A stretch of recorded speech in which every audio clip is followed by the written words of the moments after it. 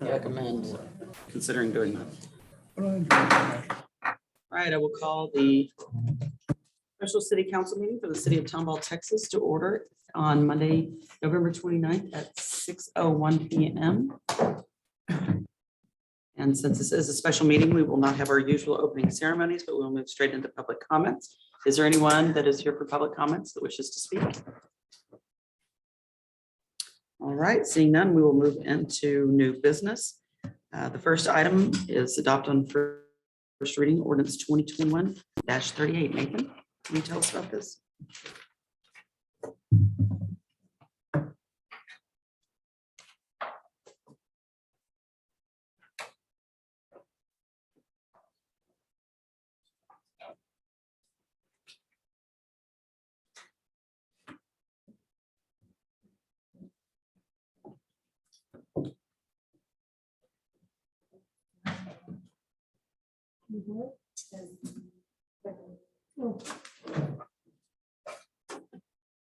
Need a clicker.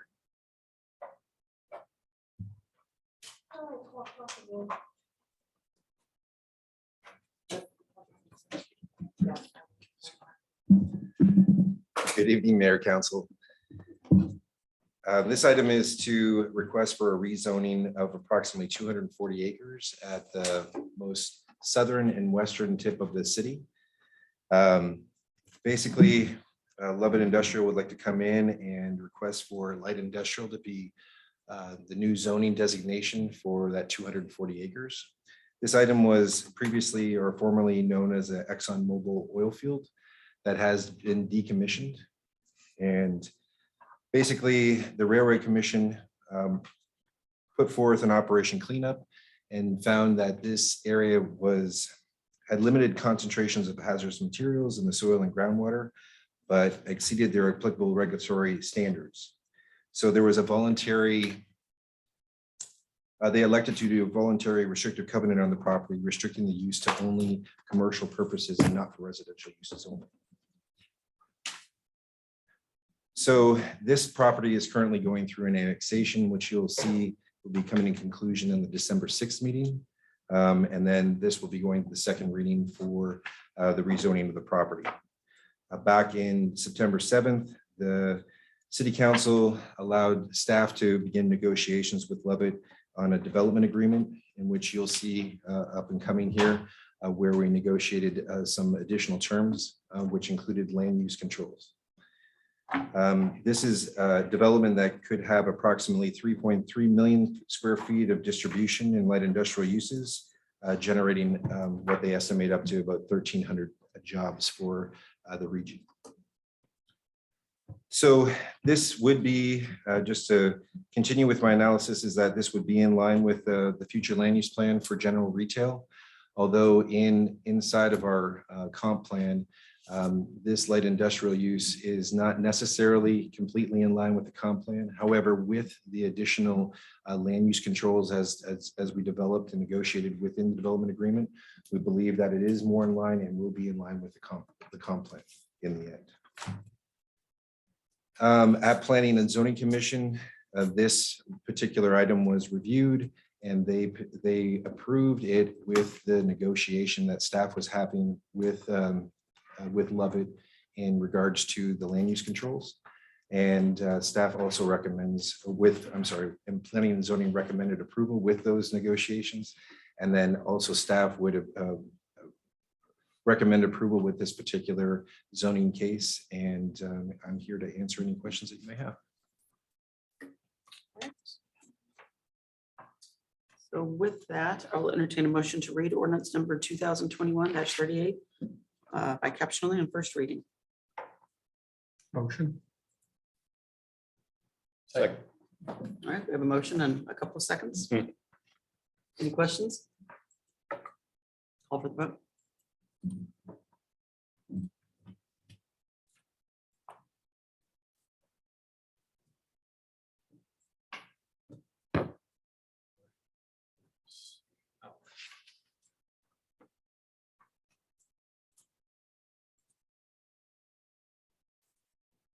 Anybody else having a problem?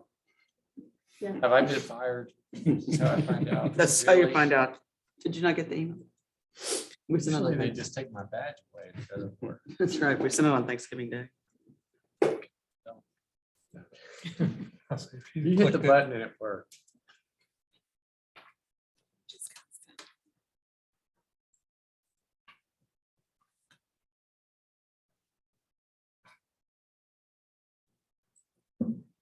Does your hand work?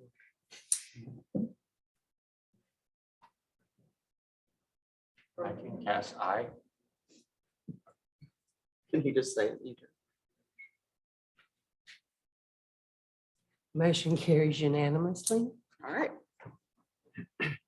Ordinance number 2021-38, an ordinance of the city of Tomball, Texas, amending chapter 50 zoning of the Tomball Code of Ordinances by changing the zoning district classification of approximately 240 acres of land legally described as tract 1E, situated in the August Seneschal Survey, abstract 722, from undeveloped land within the ETJ to 231.6 acres of land to the light industrial district and 8.4 acres of land to the general retail district, said property being generally located at the southwest corner of Grand Parkway 99 and Rocky Road, Harris County, Texas.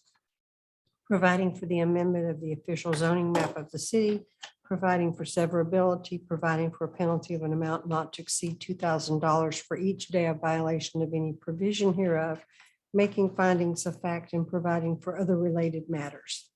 All right, thank you. I'll entertain a motion to adopt ordinance 2021-38 on first reading. Motion. Second. All right, any questions or comments on this one? So I just have one question, and just for my education purposes. How can we rezone something that hasn't been officially annexed yet? On December 6th, the second reading of the annexation ordinance will precede the second reading of this ordinance. Okay, so it will finish the process before. Yes, sir. okay, The got it. annexation Okay. is effective immediately upon adoption, and then the zoning change is 14 days later. Got it. Okay, makes sense. Thank That was a good question, John. Great. All right, so if there are no other questions, I will call for the vote. Jed, you want to just tell us what you're thinking? Aye. Okay, good.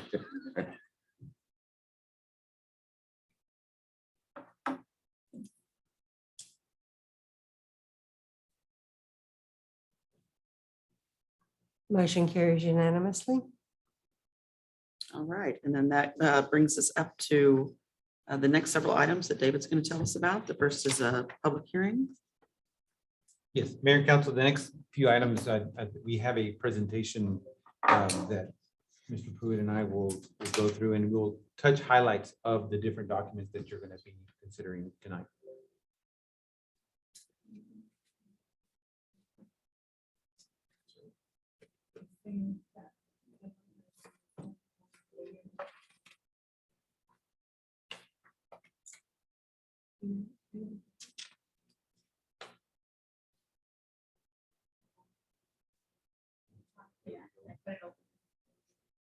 Some grammar tonight. Nothing's working today. Can you just act it out? Let me know when you want to proceed to the next slide. Okay, yes, we'll let you know. All right, well, this is, Lauren is out with gonna have a medical procedure tomorrow, so he's getting ready for that. That's why I'm filling in for him. And he and David have been working on this presentation. So if I miss something, David, that you guys want to focus on, just let me know. So this presentation covers the next few items. The first few slides here deal with the development agreement, which is one of the key portions of this project that the city is working on with Lovett. So several years ago, I think 2 sessions ago, cities in Texas but before 2 sessions ago, cities in Texas had a lot of leeway when it came to annexation. There was 2 or 3 ways, avenues the city could come and annex property in the ETJ. But those have essentially been taken away from cities. And so there's really not a way that cities can affirmatively come in and annex it with involuntary or taking, I guess you'd say just directive steps to annex property in ETJ without some kind of agreement. And so the way we do that is through a development agreement. So Chapter 212 of the local government code provides for these types of agreements. And annexation is just one part of what you can do. The big key is that a city can enter into an agreement in one of these development agreements. So somebody in a property on the ETJ for just a lot of different reasons. Essentially, it's wide open. So whatever the parties can agree to, annexation being one of those. So here, Lovett has been in discussions with the city for several months, outlining terms of this development agreement. So that's what's been included in your packet. So the first part that, I guess in the first slide here, there you'll see a first couple sections of the agreement talk about that the property is treated as if it is annexed while the agreement is in place. And so that kind of answers your question, how we're doing that. It's essentially through the development agreement, we can start the rezoning process before it's actually in the city. Through a development agreement, we can agree with the property owner for land uses on the property before and after annexation, for just development standards on the property before and after annexation. And it's not the case here, but even if, this annexation wasn't on the table, through a development agreement, you can set zoning standards, type of zoning standards or development standards in the ETJ with a property owner who's agreeable to that. And so we've done that here. And then we'll get into it later, but one of the exhibits in the agreement is very specific land uses that are on the property to help support the project. So slide 2, section 2. So we have also agreed with the city's proposed to agree in the development agreement is that you will adopt a resolution consenting to a municipal management district that we're calling a business improvement district. And that's again later on in the agenda tonight. Again, with Lovett and their representation, we've been working through just the general specifics about what that business improvement district will be. And so you have the resolution to approve that. And that's a long process too, that the city has to consent to that creation. And then they will work with TCEQ to get that district established. But one of the steps the city has to do is consent to that. So that's been included in your agenda packet tonight. And we agreed to do that in the development agreement. We also agreed to present to the council an ordinance creating a tax increment reinvestment zone. And that's again on your agenda tonight. And so really, I guess the way to think about it is development agreement handles two sections of this project. One is the land portion, bringing the property into the city, and then setting the land standards on the property. And the second is creating the framework through the documents to have the financial, portion of the project. What's the financing for it? And so the city's part of that is the consenting to this municipal management district, and then also setting this tax increment reinvestment zone so that the tax increment that will be created in that zone will go to finance portions of the project. A portion of in the next slide is there, and a portion of the management district is that we'll have at a future date, the district, when it's created, the board will submit to the city a utility agreement, and that utility agreement will set out how the district and the city will work together to have wastewater, water, and different kind of utility provision to that to the district. And so that's also included in the development agreement. The annexation, which we've already touched on, that's covered in the development agreement. We've already initiated that process. And like it was said, I think Nathan mentioned it, that December 6th is going to be the final, is anticipated to be the final reading of the annexation. But what's interesting about this, the development agreement will allow, even up to the time of the annexation, we can set terms that will guide the property. And one of those is we're going to treat the property as if it is annexed until that time it actually is annexed. And so we can enter whatever project it will be, whatever kind of plans or permitting, we can start that process now. And it's not going to be, the fact that it's in the ETJ is not going to affect anything with the project. And so then there's attachments. There's a list of attachments here. The first is Exhibit A, just describes the property. The second part of that, Exhibit B, is a development agreement disclosure form. If that looks odd to anybody, it should be, because it's brand new. I don't know what triggered the legislature to do this, but they require now, instead of the development agreement standing on its own, we have to make it valid, we have to submit to the property owner a disclosure form that mentions specifically that they don't have to enter the development agreement. And if annexation is considered as part of the development agreement, we have to outline the steps of and provide to the property owner what those steps will be for annexation. So here, since annexation is a part of the project, and we've done that, and so hopefully they'll sign that because it's part of the agreement. But so Exhibit C is the resolution that you'll see later for the management district. Exhibit D is the ordinance for the TERS, which you'll see later. Exhibit E, like I mentioned, is the proposed utility agreement that David will go over. And then Exhibit F is also the permitted land uses, which David will go over. So the next slide, I think, David, this is where Yes. you want to start talking, but this is the TERS project plan, which is part of the development agreement. David will present that to you all. So the, the following slides, we're gonna first kind of go through some of the highlights on the TERS portion of it. And so the project plan, where it outlines, the limits and really what's gonna go in it that's available for reimbursement through the TERS, is in this project plan. So you can see there's the site plan with the proposed improvements. All of the green portions are to be the industrial uses. And then the other ones are going to be the commercial and retail. If you look there on the south west corner, that's where the proposed elevated storage tank is to be located. So right there at the Boudreaux and that other street, I don't remember what it's called. Shaw, that's right. So it's on the opposite side of Rocky. And so, as you saw in the project plan or the site improvement, there's all of the public improvements are eligible to be reimbursed through the TERS proceeds. Cost for design, acquiring property, construction, and you include also the financing cost, and then also the cost to create and administer the zone. And kind of the breakdown of those costs through the TERS is shown in this table number 3 for a total of just over $13 million. It's not the total cost of the improvements. That number there equates to about 42% of the project cost. The management district would be paying for the remainder portion for a total of about $36 million, $36.5 million.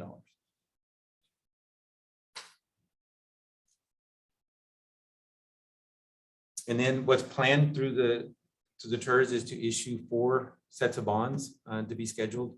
Of course, like I mentioned earlier, that's the administration fee to administer the TERS is reimbursable to the city. And it is conservative, the projections on the TERS that they've done from the development as it develops and it gets improvements to the property. You take that amount that it's increasing plus a 3% growth. We've been seeing in our area about 6% is what we see around here. So that is calculated in there to be able to project what the yield is going to be out of the TERS over the 30-year life, and which is about $32 million. Okay.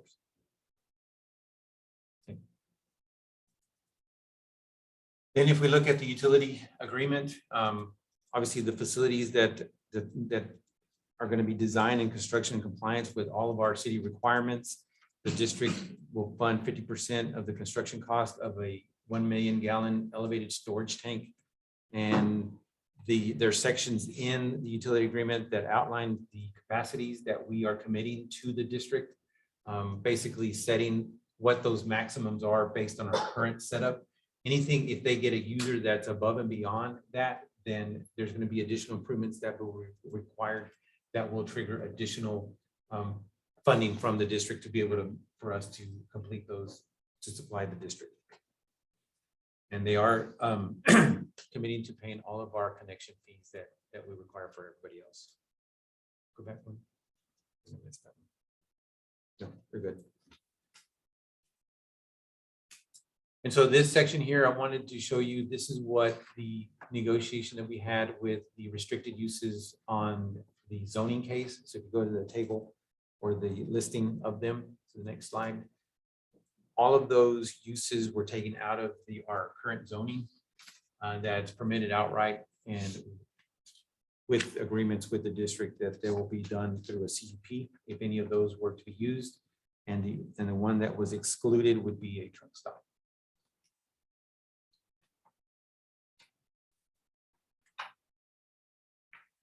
And so that's the highlights of the utility agreement, the TERS project plan, and the development agreement. All right. So then with that, it is 6:20. And I'll open the public hearing regarding designation of tax increment reinvestment zone number 3, City of Tomball TERS 3 for approximately 240.075 acres of land, generally located along Boudreaux within the city of Tomball in Harris County, Texas. Is there anyone wishing to speak? All right, seeing none, I will close the public hearing, and that will move us to Just a second. My battery's so dead. more gremlins. More gremlins. This is just a gremlin. Day. Gremlins don't like the cold.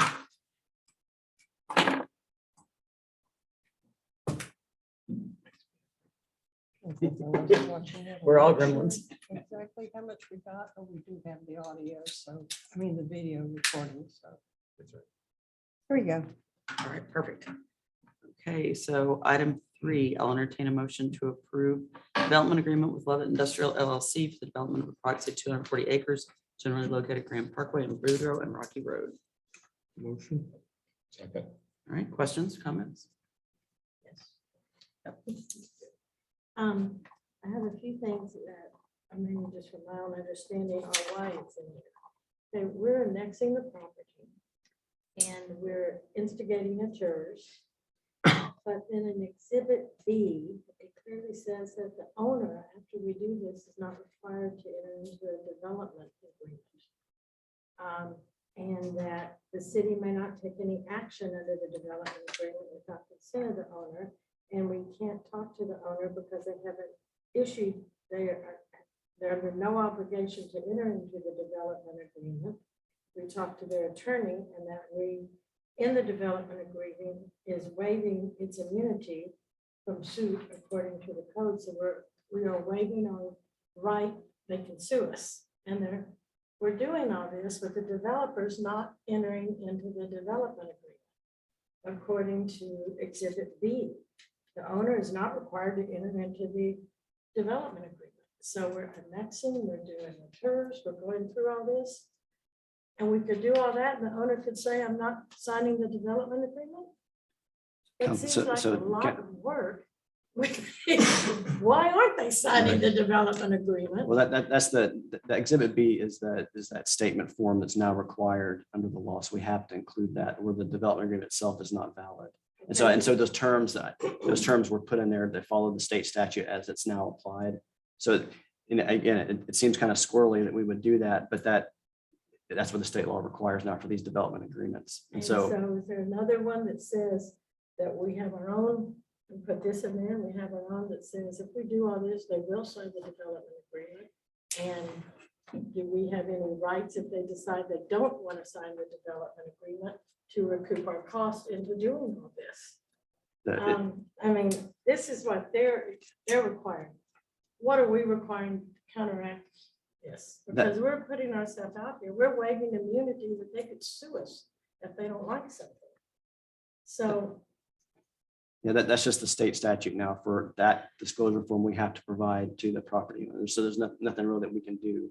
And I don't know what the legislative purpose on that. What it seems to me, I know that under development agreements, there may have been some cities that maybe forced, or I guess property owners felt like they were forced into annexation. That's how that would make sense to me, that disclosure form would be there. But in this situation, we have a willing property owner that's ready to be annexed, and all the terms of the annexation have been mutually agreed to, assuming the council approves the development agreement. But so that's why it seems a little odd that we had to put that in there, but state law is very clear that unless that is signed by the property owner, then the development agreement itself is invalid.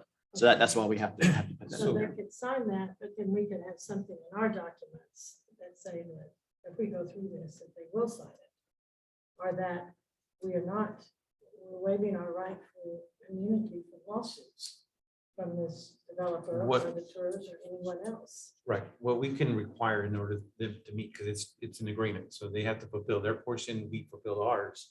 If they don't fulfill theirs, then we are to provide utilities, we are providing services. If the agreement does not happen, then none of that from our side happens either.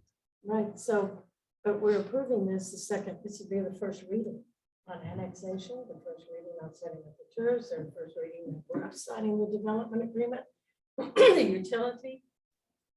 And if they don't, and the next one will be the second reading, and we put ourselves out there, and they still don't have to sign it if they don't want to. If they find Tortuga hits them with an unknown pipeline, or something when they start going in there. We've put ourselves at risk and a lot of costs, and also waiving this immunity that they could sue us because we didn't tell them about a pipeline, which we wouldn't have known about. That happened on another sale of property, the unknown pipelines. that show up. So that concerned me, and you're saying it's, oh, well, we just have to have it, but in any legal agreement, yes, we can have it, but how are we protecting ourselves? And it's not that I'm against this, that was my first question on all that. And then the other one was on the development agreement. I know we were doing the church for 30 years because that's the term of the bonds, correct? Why is the development agreement 45 years? That's the max allowed under law for the development agreement. Why So isn't it 30 years? that's a term that we, Because that is the term of the bonds. Why are we saying this living, breathing taxable entity in our, run by a separate board in our city limits gets to be there 15 years longer than the church? I mean, that's the maximum, but why don't, that means that it can be less than that, right? yes, ma'am. And I didn't understand the difference between that.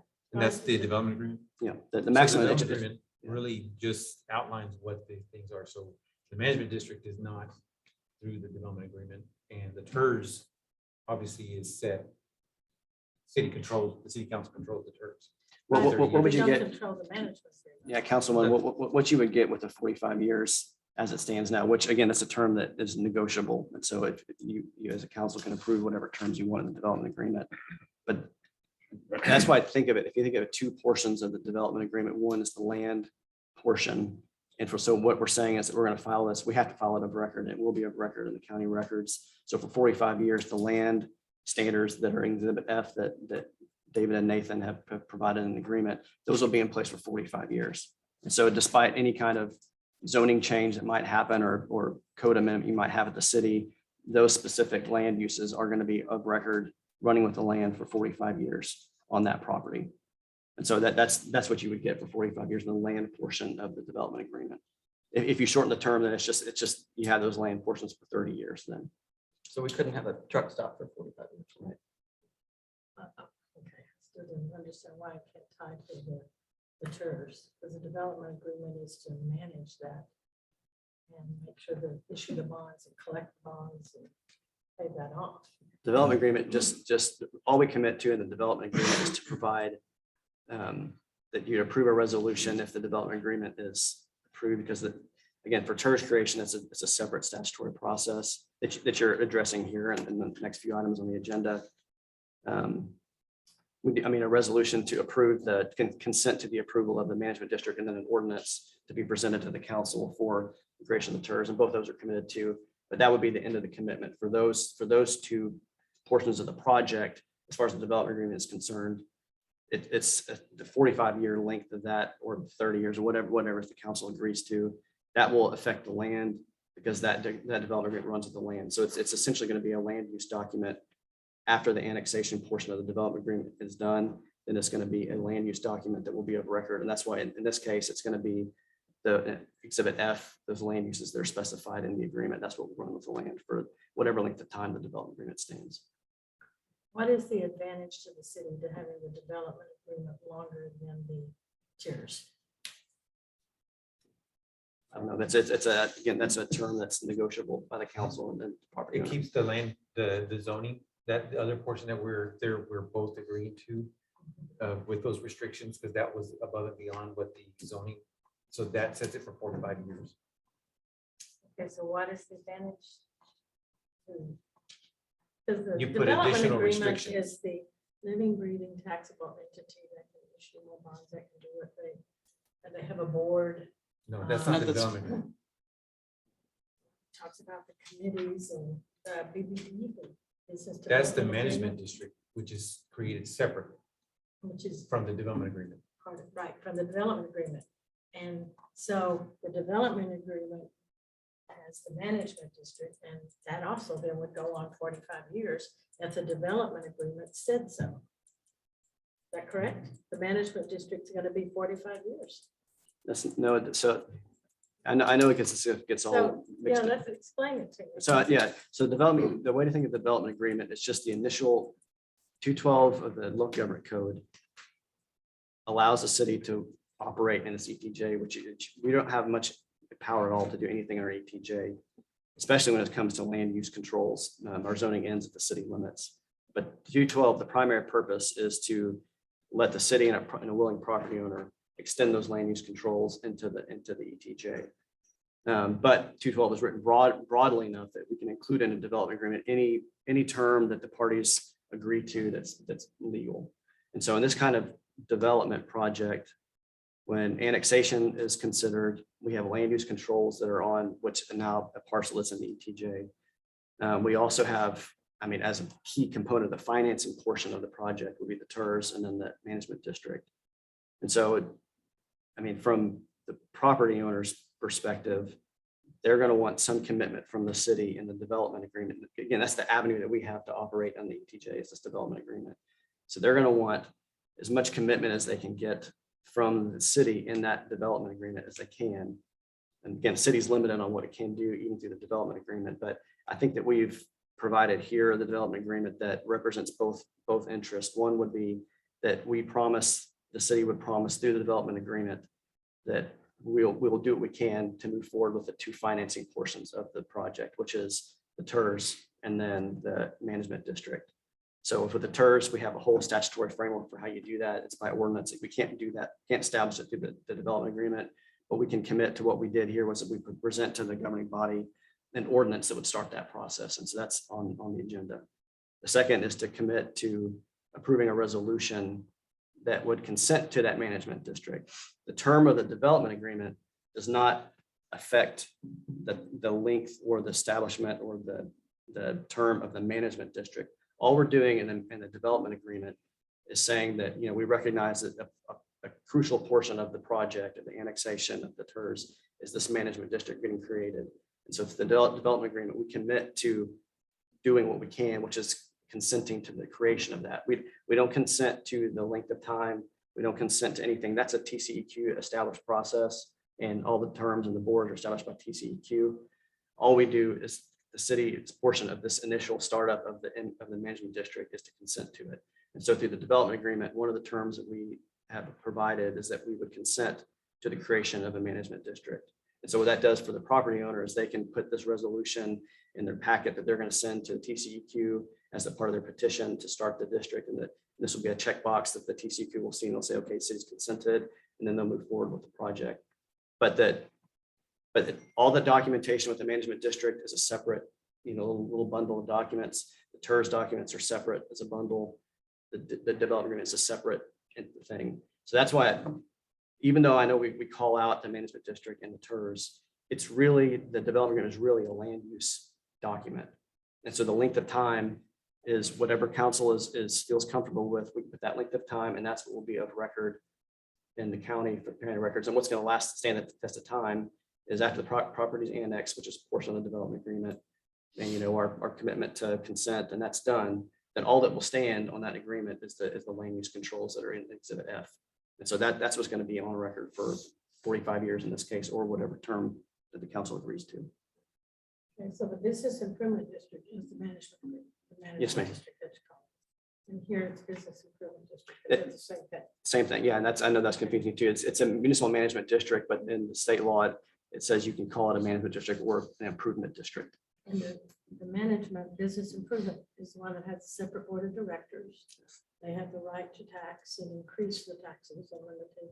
They can tell the people in this 240 acres if they can raise taxes as much as they want to, which is fine. That's a 240 acres if they want to do that. And that's what's going to last 45 years. Not the management district, the development agreement land use controls will last 45 years if that's the term that's agreed to by council. Okay. It's not a separate agreement, that is not lasting 45 years. And here it just says, unless terminated this agreement enforce this agreement, the development agreement, which includes the business improvement district, which includes the tax reinvestment, which is said 30 in its document, says 45 years. It's not a separate, it's a miscellaneous term in this deal. So The to only, me, that con- means that they're both 45 years, and I was just wondering why we were doing the bonds at 30. Why wouldn't we have it all in at the same time? And having to deal with a board and the term of the, when it all ends. the term of the development agreement can be adjusted if 45 years is confusing and if dropping that 15 years off of the land use controls doesn't affect the project in any substantial way, then we could certainly adjust the term to match the other, sunset provisions of the other two entities that are getting created. Because all this is just for the 240 acres.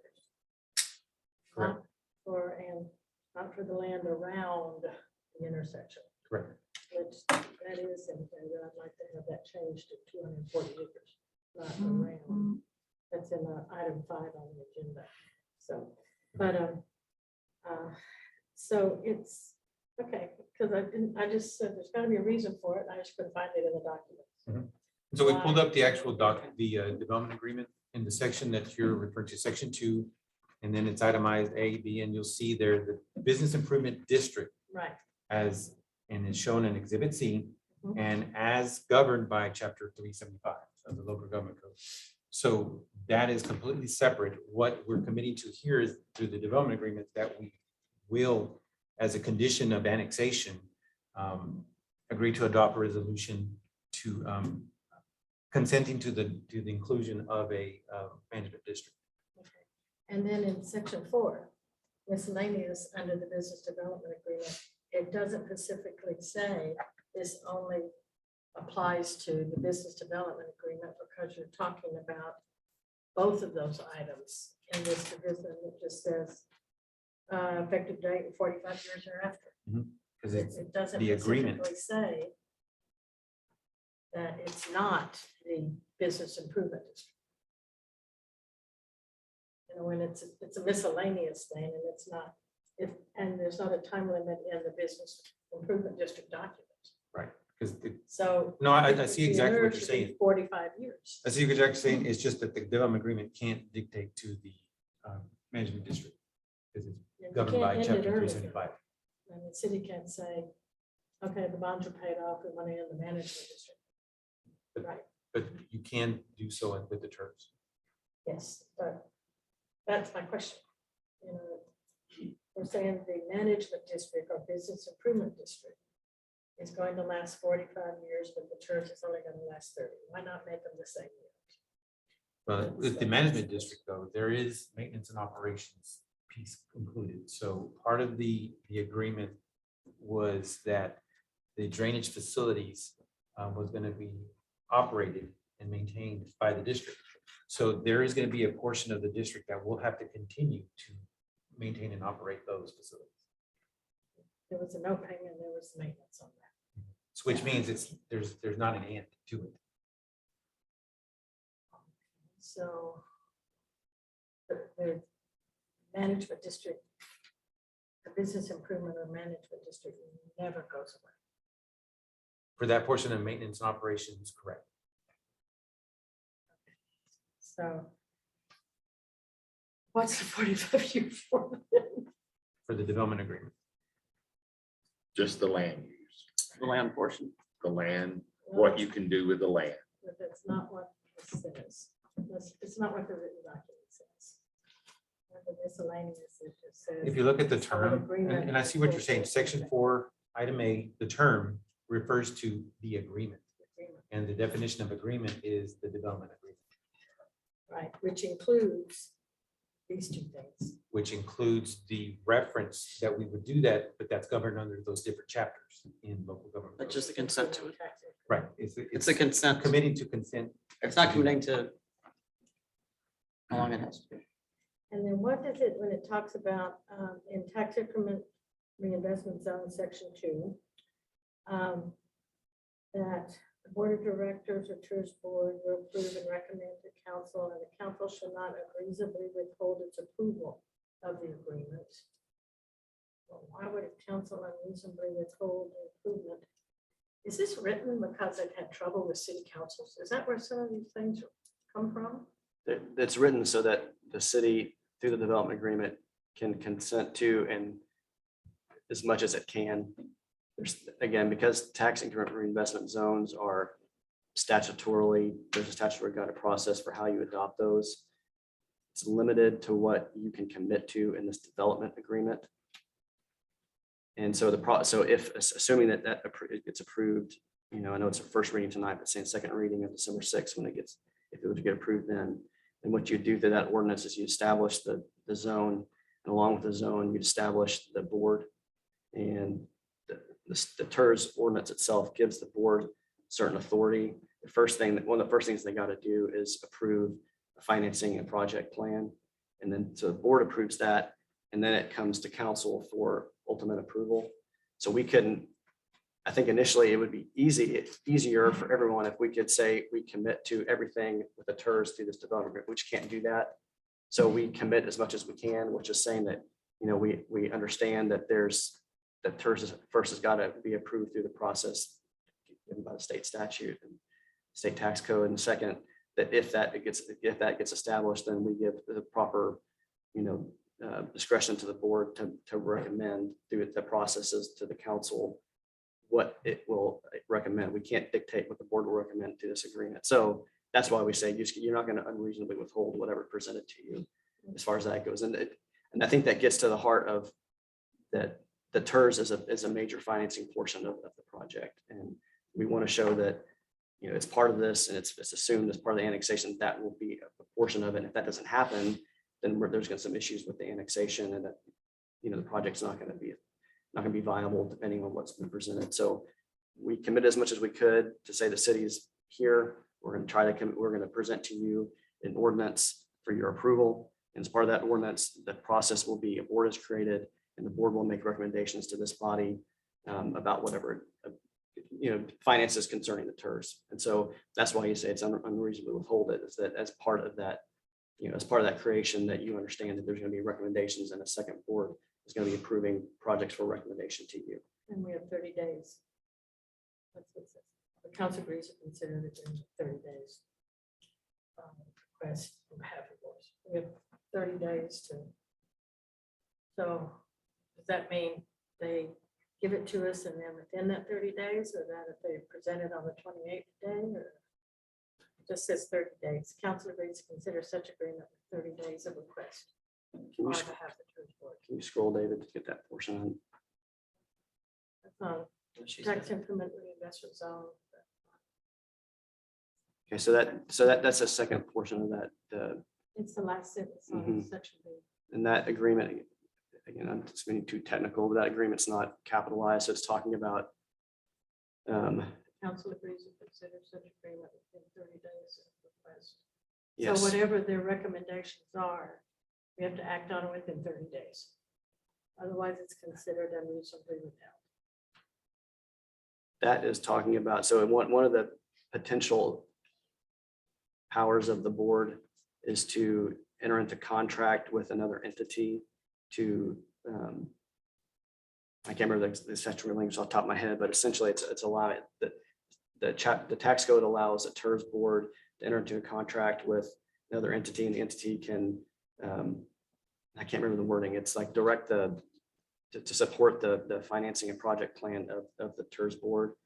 And I think the setup here would be that, again, because we can't commit to that through the development agreement, but we can say that, understanding that the board will be working with the management district board for the purposes of the project plan, which the TERS board will adopt.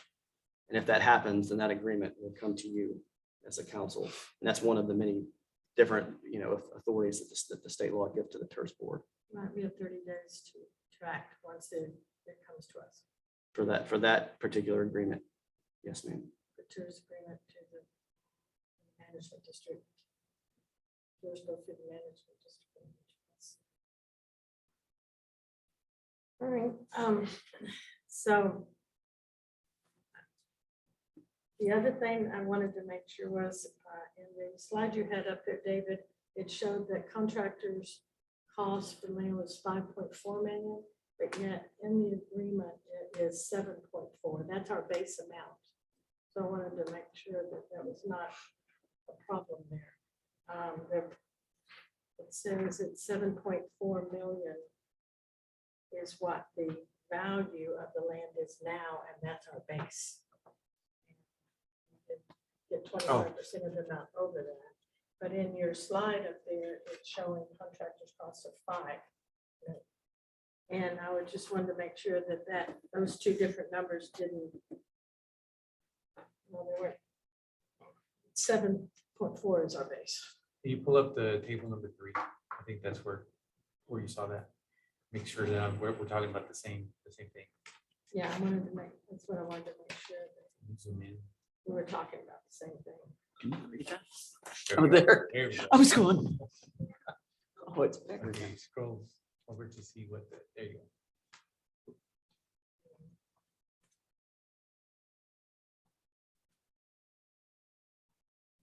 Is that the one you're talking about? Councilman Yeah, Quinn? the one The- before that, I think is when we had it. I'm looking at the exhibit B. On the current appraisal value of the property is $7,843,320. And then you had the one where it just had the 15 right here, proposed land use. And right after that, it said the value of the land is 5. Bring out the table 3 again. Non-project cost. The Yes, non-project okay. cost. So which is the one right before that one? So just remember that they're additive. You got to add them together. Because this table here refers to the TERS portion, that those are eligible costs. And then the other ones is going to be in the management district. So the TERS cannot fund everything that is eligible. I know that, that's not my question. My question is on the non-project costs that developer uses, we're saying his land cost is 5.284, which is probably what he paid for it. But in the actual TERS document, it says that the fair market value of the property is 7 million, and that is our base. Is that correct? No. The base, it's going to be in, you guys can add more detail to it because I'm going off of memory, but Can you Just- come up to the microphone? Yeah, wait, well, just like the property right now is worth 7.8 million right now. That's the fair market value, according to The appraisal district. item 7 of the tax increment fund exhibit B. And that is considered the base year value. And so the taxes on that amount Right. go You to the keep- city. Correct. And then the amount over that, we get 25%. So when I saw the non-project cost of 5 million, I just wanted to make sure that there was no So the misunderstanding. base Our val- base is the That is right. 7.8. It's set by the appraisal district, Right. it's the taxable value. So Okay. as we all know, sometimes the purchase price of land isn't always the exact same as the taxable value. So there may be a difference. But you're gonna always collect your taxes on that base amount plus 25% of the And then it says, and when does development start? As they said that in their, when does development start on this? Since they don't have to sign the development agreement, can they delay a year? And we just continue on? I mean, when does development start? Can I make a comment about signing the development agreement so that if you all approve the development agreement tonight, the developer will sign it between now and your next meeting. So you will have a signed document when you're approving, what's your second reading, the consent ordinance. I think that's important. And so that when they sign it, then they would start, they wouldn't drag their feet. All right, so let me just introduce myself. I'm Jessica Hollebeck with ABHR. I'm an attorney. This is Charlie Meyer. He represents the developer. He is the developer. So I would let him speak more specifically about his schedule, but they absolutely do not expect to drag their feet. They've already made commitments to deliver a site very quickly. So it's important that we get things done by December the 6th, or we won't be able to meet those commitments. Okay, thank you. So that's, and looking at all this, yeah, it is, we're putting a living, breathing taxable entity inside the city limits with restrictions, much better than most. But, so I'm asking all these questions because I don't want to not be a month from now going, why didn't I ask this? Because I was afraid to bring it up. And I would And I'm love to sure answer that all all the of y'all questions. read all these 100 pages, right? Have questions.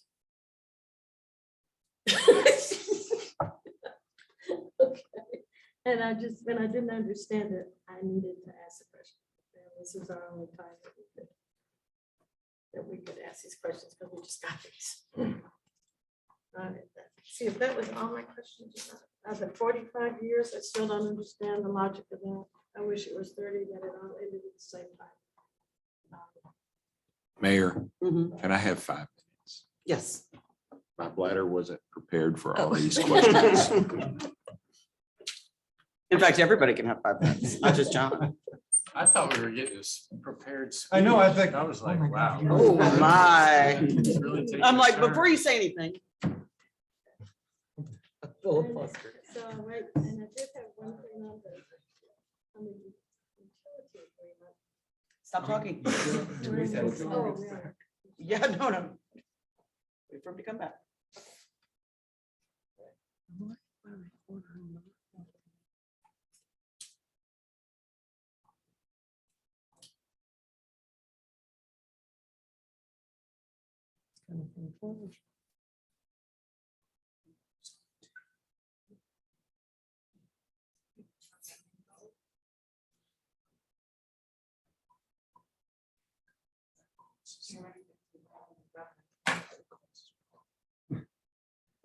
I may be behind the record.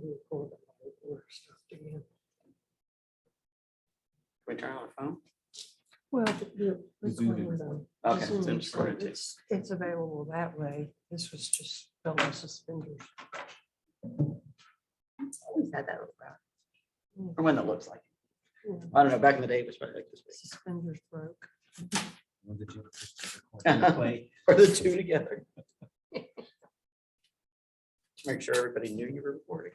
I still have all those cassettes.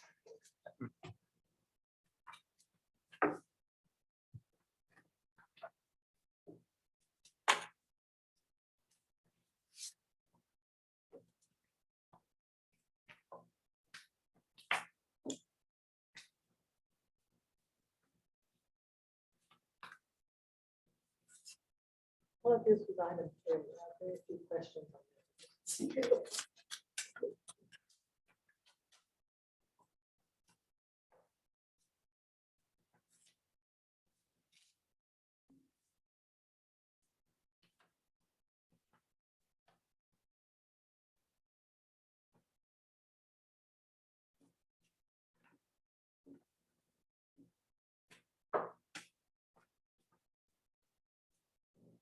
So we have double submitting.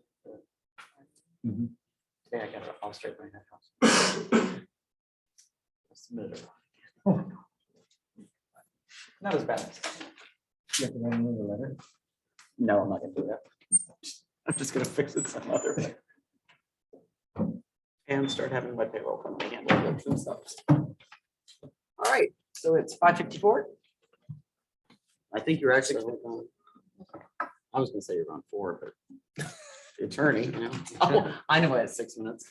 No, I said 6:54. Okay, I was gonna say.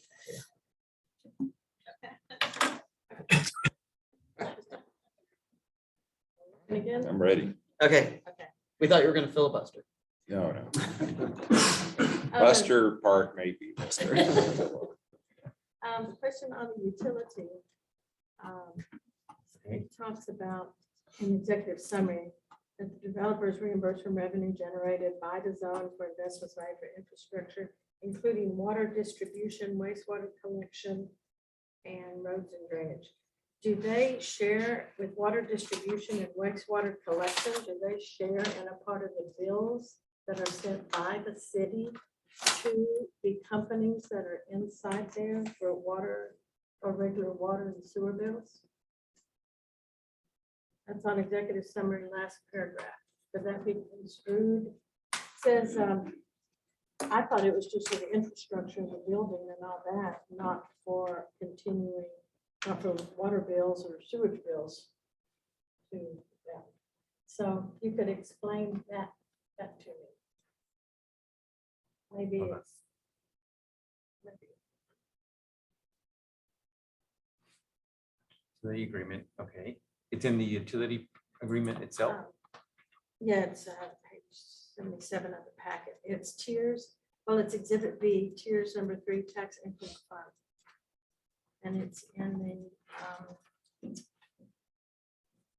preliminary project and reinvesting zone financing plan, Oh, it's in the plan, okay. the actual tourist document financing tool.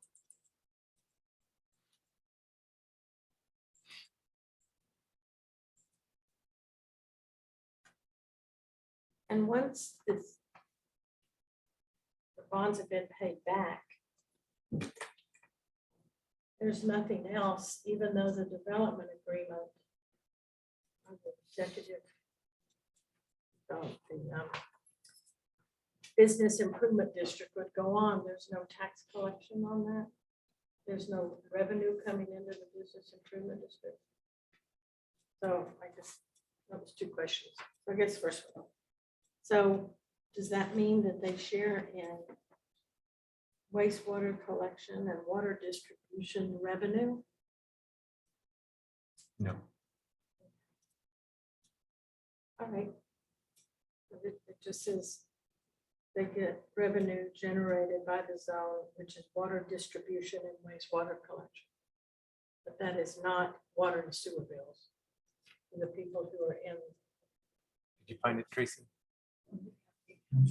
It's page 77 of the packet. She's going.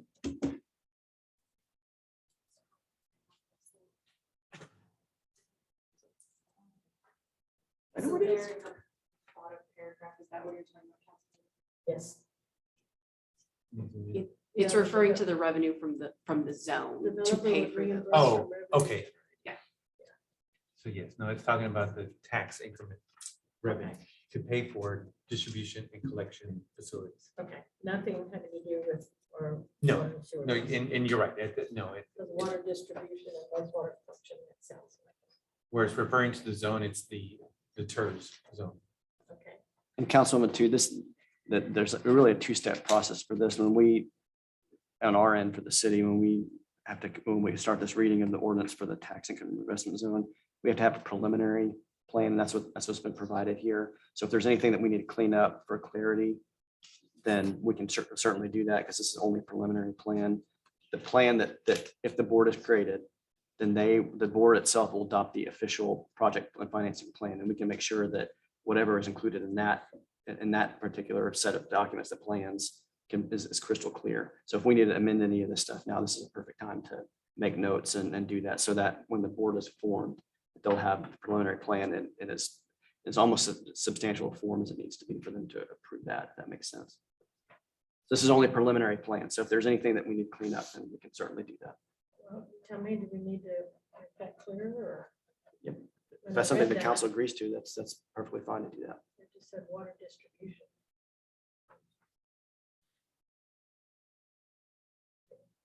The water bills, that's what I read it as, but. We can put some more explicit language. I mean, it is saying revenue generated by the zone for the improvements of infrastructure, including water distribution. But we can actually add some more explicit. I know it's legal documents, but clearer is always better. These. What do you think on that? And then,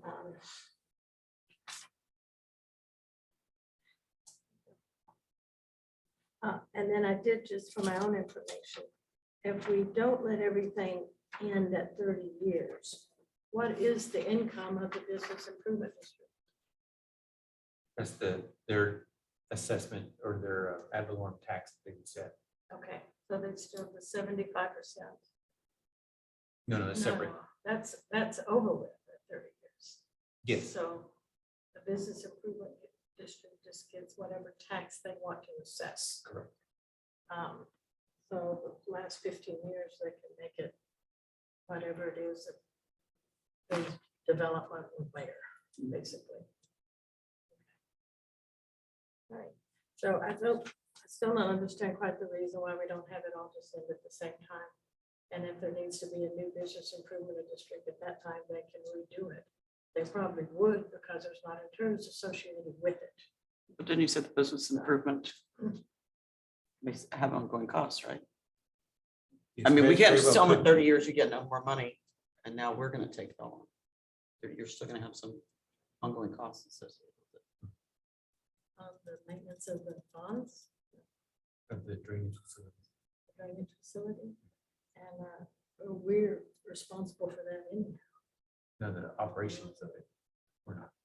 So the business improvement district would be in charge of the operations of sewage and the drainage. Or Just the drainage. Drainage and any Parks, land, or parks. the Okay. parks, yeah, it's just that One here. it's basically the parks, which they would pay for that. Yeah, the improvement district will be a standalone entity that levies its own separate tax. So after the 30 years for the earlier of paying off all the debt, or 30 years, the tax increment reinvestment zone will be dissolved, and you all will collect and keep 100% of the tax revenue from that 240 acres. Separate and apart from that, the business improvement district will be levying its own separate tax, and that's what's going to go and pay for the drainage improvements. So the city won't have any responsibility or obligation to maintain any detention or drainage. You are going to own and operate the water and sanitary sewer, but not the stores. And streets. We And would own the streets. Yeah, do you commonly see it 2 different years in the tourist and the business improvement districts? Well, let me start by saying that if a 30-year term on the development agreement is just fine with the developer, we believe it's to your advantage to keep it at 45 years, as your attorney has discussed. It keeps those land restrictions in place. And so, yes, I do see it. Okay. Common. Okay, and I saw in the annexation that it was allowed, but it did have to come before council. Within one of these agreements, that they had the right to annex, but it had to come before council for approval. And it will be on your, I understand, December 6th agenda. I think she's meant, you mean like the ability of the Additional district, the business annexation improvement of- district to annex. Oh, property. Over and absolutely. above the 240. To expand its boundaries, the improvement district would have to come to consent from. That's right. Okay.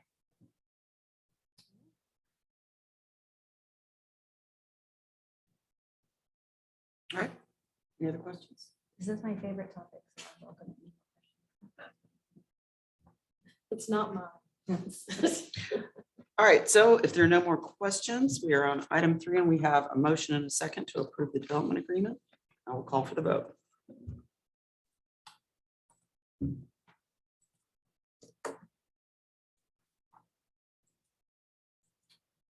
Aye.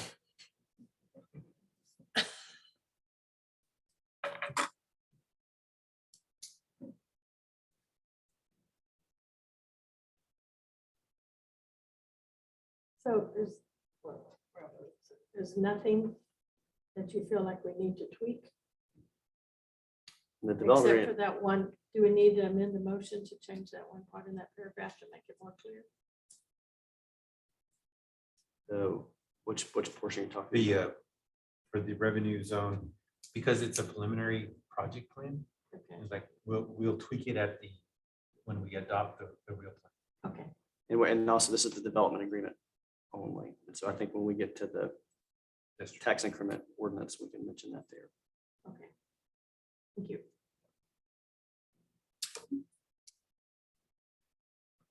Motion carries unanimously. All right, that brings us to item 4.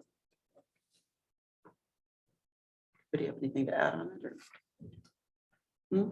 I do not. Okay, so number 4, I'll entertain a motion to approve resolution 2021-44, resolution of the city council of the city of Tomball, Texas, granting consent to the creation of the business improvement district under chapter 375 local government code, TERS 3, Lovett Industrial.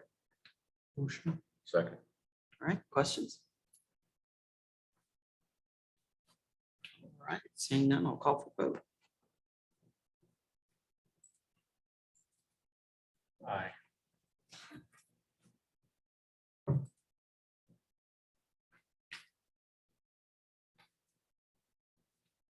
Motion carries unanimously. All right, and that will bring us to number 5. Now I'll entertain a motion to read ordinance number 2020-21-33 by caption only on first reading. Motion. Second.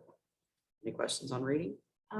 Yes, instead of, it's number 5, instead of using the wordage is general area. Oh, generally located.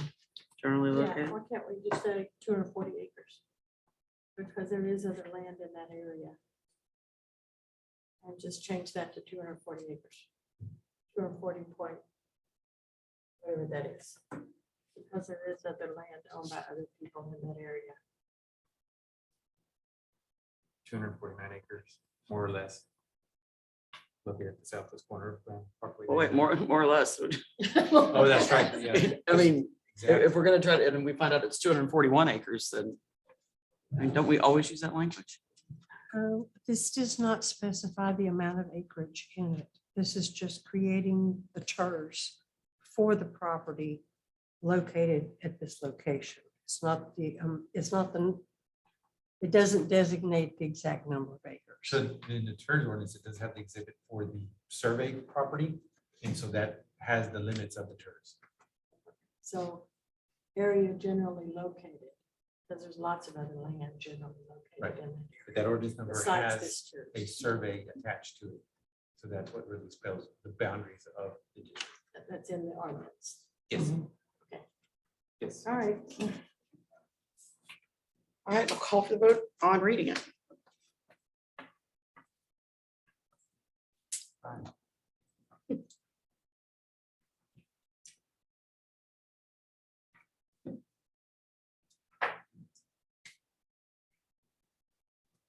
Motion carries unanimously. Ordinance number 2021-39, an ordinance of the City Council of the City of Tomball, Texas, creating the tax increment reinvestment zone number 3 over the area generally located at the southwest corner of Grand Parkway 99 and Rocky Road, Harris County, Texas, designating the boundaries of the zone, creating a board of directors for the zone, establishing a tax increment fund for the zone, making certain findings, repealing ordinances inconsistent or in conflict herein, providing a severability clause, and providing an effective date. All right, with that, I'll entertain a motion to adopt ordinance 2021-39 on first reading. Motion. Second. All right, any questions? All right, I'll call for the vote.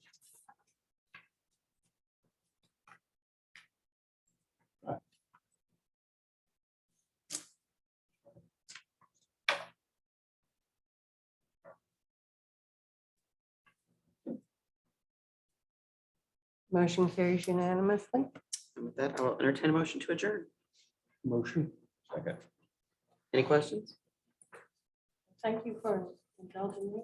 This is it's a big step for Tomball. Huge step. And that changes a lot going forward. So, thank you for indulging me reading it. I'm sorry, CPA, I read the detail. And lawsuits have been formed on one word being wrong. So, thank you. All right, I'll call for the vote to adjourn.